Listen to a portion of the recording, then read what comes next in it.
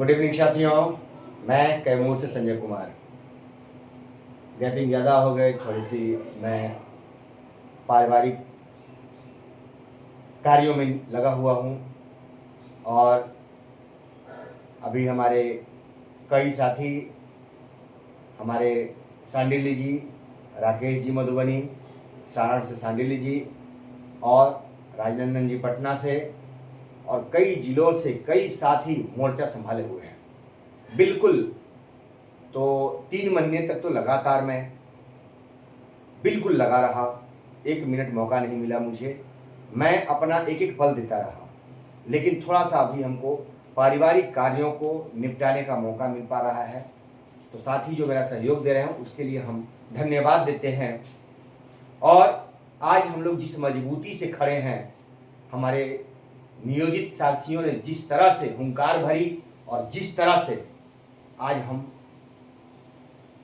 जहां खड़े हैं, अब हमें कोई डर नहीं है, हम सुरक्षित हैं। हमारे कई साथी फोन अभी भी कर रहे हैं, वो माध्यमिक के साथी हैं, प्रमोशन। दोस्तों, माननीय न्यायालय की देन है कि आज हम इतने नियोजित शिक्षक दिख रहे हैं। अन्यथा जिस तरह से सरकार ने हम लोगों को डराया, एक तरह से धमकियां दी गई, लेकिन हम लोग जिस मजबूती से आज खड़े हैं, जो लोगों की मनसा थी कि मुट्ठी भर बच जाएंगे, उसके बाद इनका काम खत्म हो जाएगा, इस पद को समाप्त कर दिया जाएगा, नियोजित का नामो निशान मिट जाएगा, ये प्रयास था। लेकिन ऐसा हो नहीं सका साथियों, ऐसा हो नहीं सका। ये जान लीजिए, आज आप जितनी संख्या में, लाखों की संख्या में हैं आप, ये सौभाग्य है कि आपके ऊपर टेढ़ी तिरछी निगाहें हैं, फिर भी आप अडिग हैं, मजबूती से खड़े हैं। आपका न्यायालय के रहते कोई कुछ बिगाड़ नहीं सकता है, ये ध्यान रखिएगा। आप परेशान होंगे, ये घबराइए मत, क्योंकि आपको परेशान करने के लिए ही सारे उपाय रचे जा रहे हैं। और जो परेशान होके डर के भाग गए, तो भागने वालों के लिए कोई जगह नहीं होती है। वो लोग भी समझते हैं, आप देखते होंगे, जो लोग भागते हैं तो आदमी कहता है अरे भाग गया, देखो अरे उसके ऊपर क्यों चक्कर में पड़े हो, वो तो भाग जाता है तुरंत, मोर्चा नहीं संभाल पाता।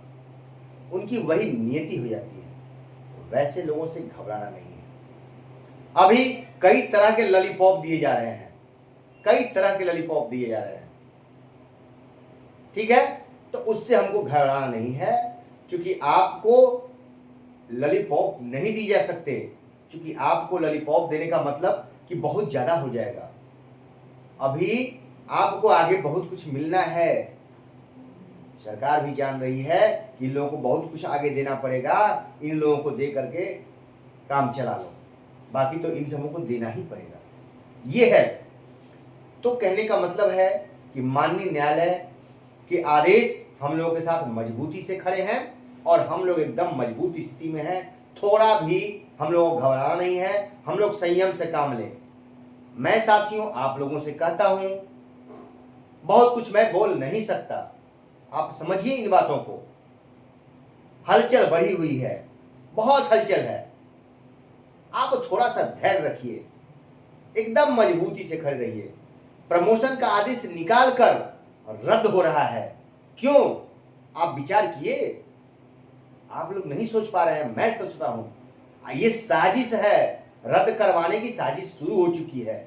और इसमें कौन लोग शामिल हैं, आप लोग थोड़ा मंथन कीजिए। सिर्फ हम सब कुछ बोल दें,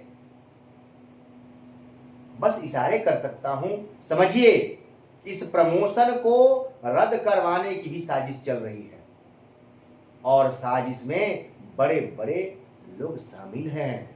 ये ध्यान रखिए, प्रमोशन को रद्द करवाने में बड़े बड़े लोग शामिल हैं। मेरे माध्यमिक के साथी सुन रहे हैं, उनको टाइम बाउंड प्रमोशन नियमावली में अभी नहीं दिया हुआ है, और वो थोड़ा सा चर्चा करते हैं कि संजय जी हम लोगों के प्रमोशन की बात नहीं। भैया, आप लोगों के प्रमोशन में सबसे बड़ी पेच है जो हाल आप लोगों का है वही 6 to 8 मिडिल स्कूल के शिक्षकों का है। आप समझिए इस चीज को। मैं भी स्नातक ग्रेड प्रमोशन आज तक नहीं हो पाया है। इसमें पेच है कि इसकी सीट क्रिएट करनी है, इसका वेतन देना है। +2 के भाइयों का कौन सा वेतन प्रमोशन के बाद 2800 ग्रेड पे के बाद किसमें डालें, ये समस्या है। हाई स्कूल के साथी हेडमास्टर ग्रेड में जाएंगे, उनको 2 प्रमोशन का टाइम हो गया, उनको किसमें रखेंगे, ये सब पेच हुए हैं। जिस पेच को सरकार सोच रही है कि हाई स्कूल +2 के जो बचे हुए लोग हैं जितना जल्दी परीक्षा देके इसमें से निकल जाए, ये समस्या ही खत्म हो जाए। इस बात को आप लोग समझिए, अन्यथा आप लोगों का प्रमोशन कब का हो चुका होता। आप सोचिए, माध्यमिक शिक्षक संघ क्यों मौन है? बहुत पुराना संघ है, आज तक क्यों नहीं प्रमोशन से लेकर सारे लाभ दिलवा सका? इसमें बड़े बड़े महारथी हैं। तो आप लोग समझिए इन चीजों को, कहां पेच फंसा हुआ है। ये सब बड़े बड़े नेताओं को मालूम है कि क्या हो रहा है, कैसे हो रहा है, और इसमें से सबको निकाल दीजिए। ये साजिश है कि इसमें से चले जाएं, उसके बाद ये समस्या ही खत्म हो जाएगी। 25,000, 28,000, 31,000, 32,000 सब एक ही हो जाएंगे। अगर आज नियोजित नहीं रुके होते, इतनी संख्या में आज नियोजित शिक्षक नहीं होते, तो विशिष्ट शिक्षकों की आवाज नहीं सुनी जाती, विद्यालय अध्यापक की आवाज नहीं सुनी जाती। वो तो चुप है, मौन धारण किए हुए हैं। सरकार ने ऐसी नियमावली बना दी है कि वो नहीं बोल पा रहे हैं। तो भैया आप समझिए, आज इतने बचे हुए हैं, इनकी देन है कि सरकार सोच रही कि अब करें तो क्या करें। क्योंकि सरकार की सोच थी कि ये चंद 1500 बच जाएंगे, तीसरे चरण में 1500 इनकी संख्या होगी। फिर उतने लोगों को तो कई तरीके हैं, हम ला देंगे, फिर तो ये समाप्त हो जाएंगे, तो फिर तो समस्या ही खत्म। तो ये धैर्य रखिए बंधुओं, आप लोग एक धैर्य से काम लीजिए। बड़ी ही सेंसिटिव समय चल रहा है, ये जान लीजिए। यही आपके परीक्षा की घड़ी है, और इस परीक्षा की घड़ी में आप एकदम स्थिर रहें। वाच कीजिए, सिर्फ वाच कीजिए। इसमें बहुत सारे लोगों की पोल खुल रही है, बहुत सारे बड़े बड़े नेताओं की पोल खुल रही है। साथियों, आप खाली वाच कीजिए, सब कुछ मुझे ना कहना पड़े। आप भी इसमें सोचिए, मंथन कीजिए कि मैं कहना क्या चाहता हूं। बहुत सारी चीजें मैं बोल नहीं सकता, तो आप पहुंचिए। तो क्यों आप मेरे जैसा नहीं सोच पाते हैं? क्योंकि आप समय नहीं देते हैं। थोड़ा सा समय निकालिए अपनी नौकरी के लिए। पढ़ाते हैं, जाते हैं, आते हैं, वेतन उठा लेते हैं, वेतन मिल जाता है, उसके बाद आप नहीं सोचते हैं। लेकिन सोचना तो आपको पड़ेगा।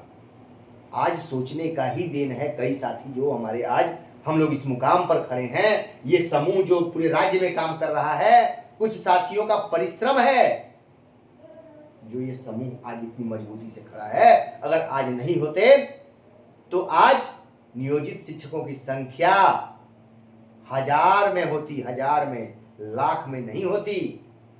आज तक आंकड़े नहीं पेश किए जा रहे हैं, या आप क्यों नहीं समझ रहे हैं?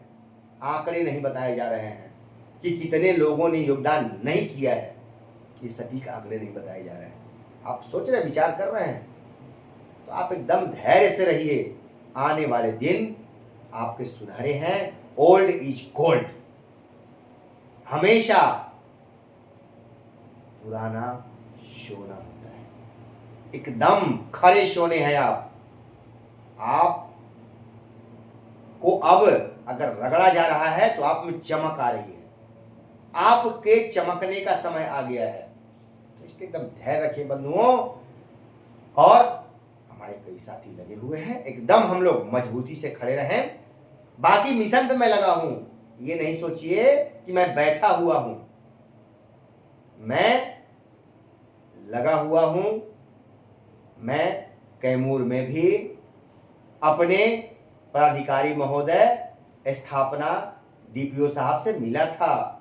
उनकी बातें सुना। उन्होंने कहा अभी हम बहुत पेच में हैं, आप घबराइए नहीं, जो है ऊपर से आदेश का इंतजार कर रहे हैं, तब निकालेंगे। हम कहिए आपका जो इच्छा हो कीजिए सर, हमारे तरफ से कोई ये नहीं है, आप जो इच्छा है कीजिए, हम जो करना है वो लगे हुए हैं। तो घबराइए नहीं साथियों, आप थोड़ा सा धैर्य रखें।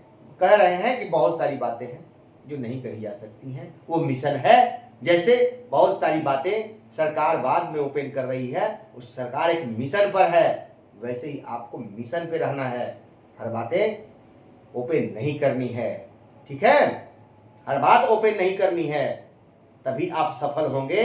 अगर आपकी युद्ध नीति ओपन हो जाती है, वहां सेना हार जाती है, वो राज्य पराजित हो जाता है, वो राजा पराजित हो जाता है। इसलिए जो युद्ध कौशल है, जो शिक्षण के कौशल हैं, उसी तरह से युद्ध के कौशल होते हैं, तो उनका खुलासा आपको नहीं करना है।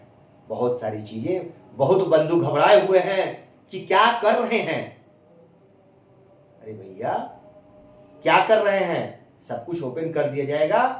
आप मजबूरी में विधानसभा में बातें खुली, आप देखें ना, कोई भी सरकार के पदाधिकारी ये बात खोल रहे थे कि 8वें वेतन में ये होगा। जो विधानसभा में मजबूरी में प्रश्न आया तब ओपन हुआ। अभी ऐसी बहुत सारी चीजें सरकार के पास दबी हुई हैं, ये ध्यान रखिए, खुलासा नहीं हो रहा है। वैसे ही मेरे अंदर भी बहुत सारी बातें दबी हुई हैं, उसका खुलासा मैं नहीं कर सकता हूं। बहुत खबरें हैं मेरे पास, लेकिन अब संभल के चलना पड़ रहा है, क्योंकि आगे जबरदस्त लड़ाई है। एक एक कदम पे हम लोगों को संभल के चलना है। बंधुओं एकदम धैर्य रखें, आप लड़ाई जीत चुके हैं, आप लड़ाई जीत चुके हैं, घोषणा बाकी है। नमस्कार साथियों।